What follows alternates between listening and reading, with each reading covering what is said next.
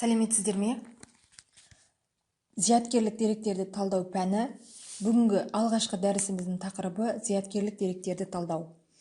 Дәрістің мақсаты зияткерлік деректерді талдау жүргізудің алғышарттарын меңгеру. Сонымен зияткерлік деректерді талдау дегеніміз бұрын белгісіз, тривиалды емес. Тривиалды емес дегеніміз ол бұрын әлі қолға алынбаған, шынайы емес деген мағынаны білдіріледі. Ол істетіліп кеткен, мысалы біреудің жұмысын плагиатты алу дегенді білдіреді.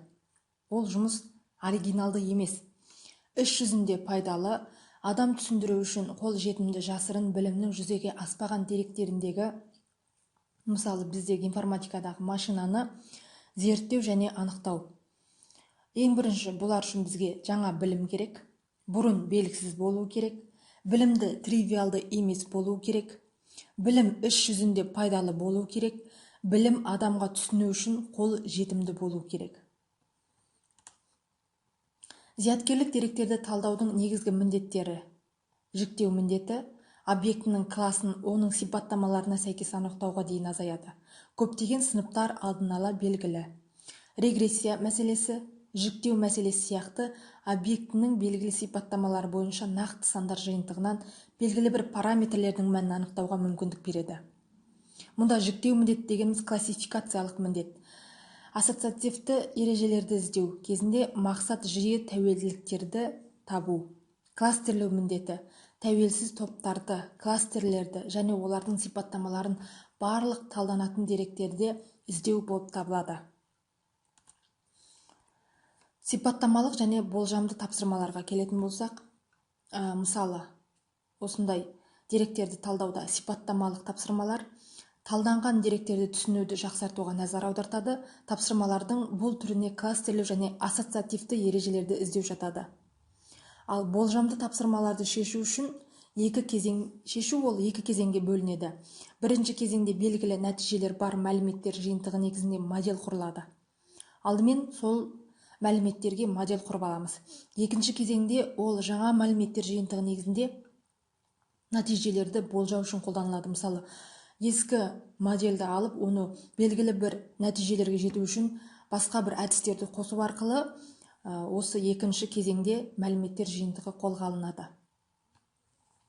Сонымен қатар, әрине салынған модельдер мүмкіндігінше дәл жұмыс істеу керек. Міндеттердің бұл түріне жіктеу және регрессия міндеттері кіреді. Бұған ассоциативті ережелерді табу міндеті. Егер оны шешудің дәрежелерін кейбір оқиғалардың пайда болуы болжау үшін қолдануға болатын болса, онда осындай болжамды және сипаттамалық тапсырмалар алынып отырады. Бақыланатын және бақыланбайтын оқыту. Мысалы алатын болсақ, бақыланатын оқыту дегеніміз жағдайында деректерді талдау мәселесі бірнеше кезеңде шешіледі. Біріншіден, талданатын мәліметтер моделі, классификатор жасалады. Жіктеу жасалады, классификатор дегеніміз. Содан кейін классификатор оқытылады. Басқаша айтқанда, оның жұмысының сапасы тексеріледі. Егер ол қанағаттанарлықсыз болса, классификаторға қосымша оқыту жүргізіледі. Бұл қажетті сапа деңгейіне жеткенге дейін, немесе талданған алгоритм деректерімен дұрыс жұмыс істемейтіні анық болғанға дейін, немесе деректердің өзінде анықтауға болатын құрылым жоқ болғанға дейін жұмыс жасайды. Міндеттердің бұл түріне жіктеу және регрессия міндеттері кіреді. Ал бақыланбайтын оқытуға сипаттамалық модельдерді анықтайтын тапсырмаларды біріктіреді. Мысалы, үлкен дүкеннің клиенттері жасаған сатып алу заңдылықтары. Мұндай міндеттердің артықшылығы олардың алдын ала білімсіз шешу мүмкіндігі. Талданатын деректер туралы. Бұл міндеттерге кластерлеу және ассоциативті ережелерді іздеу жатады. Классификация және регрессия міндеті. Классификация дегеніміз ол жіктеу және регрессия міндеті. Зерттелетін объектілердің белгілі кластардың қайсына жататынын анықтау, яғни оларды жіктеу қажет. Банк клиенті несиеге қабілетті және несиеге қабілетсіз болып бөлінеді. Электрондық почта сүзгісі спам болмаса спам емес сандардан тану 0-9-ға дейін. Date meaning Жүктеу мәселесі басқа параметрлердің мәндері негізінде талданатын объектінің параметрлерінің бірін анықтау мәселесі ретінде қарастырылады. Мұнда date meaning деп отырғанымыз зияткерлік деректерді талдау. Жүктеу және регрессия мәселесі екі кезеңде шешіледі. Біріншіден, оқу үлгісі ерекшеленеді. Оған тәуелсіз және тәуелді айнымалылардың мәндері белгілі объектілер кіреді. Ең керекті осы бірінші үлгі болып есептелінеді. Осы жүктеудің және регрессияның міндеті оқу үлгісі негізінде тәуелді айнымалы мәнін анықтау моделін құрып отырады. Оны көбінесе жүктеу немесе регрессия функциясы деп атайды. Міндеті деп те, функциясы деп те атауға болады. Ең дәл функцияны алу үшін оқу үлгісіне келесі негізгі талаптар қойылады. Оған іріктемеге кіретін объектілердің саны жеткілікті болу керек. Немесе нысандар неғұрлым көп болса, оның негізінде құрылған жүктеу немесе регрессия функциясы дәлірек болады. Классификация және регрессия міндеттерінде берілген кеңістіктегі берілген екі өлшемді сызбалар. X1 және X2 кеңістігінде. Осындай классификациялар жасалынады. Бұның бәрі тек бір мәнді береді, бірақ әртүрлі классификацияда жүктеліп отыр. Кластерлеу міндеті.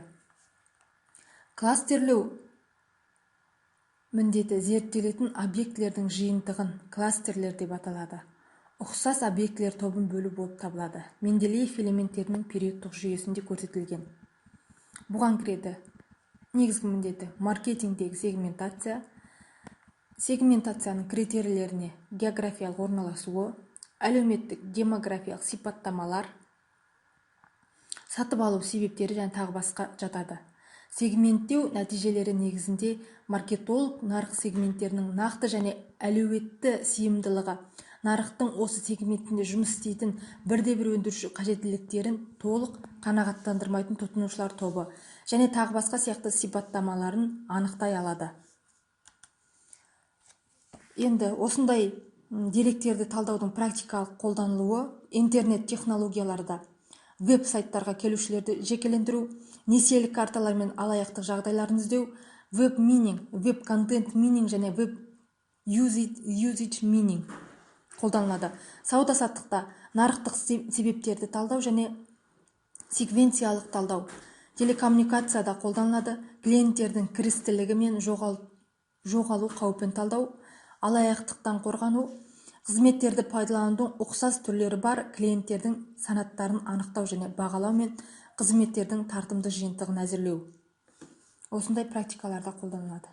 Келесі, өнеркәсіптік өндірісте технологиялық процестің өлшенетін параметрлеріне байланысты өнімнің сапасын болжау, медицина мен биологияда диагностикалық жүйені құру, хирургиялық араласудың тиімділігін зерттеу, биоинформатика гендерді зерттеу, жаңа дәрі-дәрмектерді әзірлеу.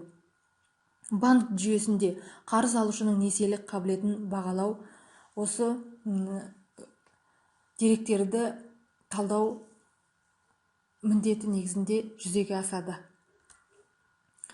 Деректерді талдаудың негізгі модельдері: болжамды модельдер, жүктеу модельдері, классификациялық, реттілік модельдері. Сипаттамалық модельдерге регрессиялық модельдер, кластер модельдері, ерекшеліктер модельдері, қорытынды модельдері, ассоциативті модельдер жатады. Бұны келесі сабақтарда толығымен түсіндіріп өтетін боламыз. Енді негізгі әдістеріне келетін болсақ, сұрыпталған алгоритмдер әдісі, эвристикалық әдіс, статистикалық әдістер, анық емес логика әдісі, генетикалық әдіс, алгоритмдер әдісі. Дәрісті қорытындылайтын болсақ, дәрісті өту барысында зияткерлік деректерді талдаудың маңыздылығын түсіндік, міндеттеріне толық мәлімет берілді, модельдер мен әдістері және практикалық қолдану аймағы толығымен көрсетілді.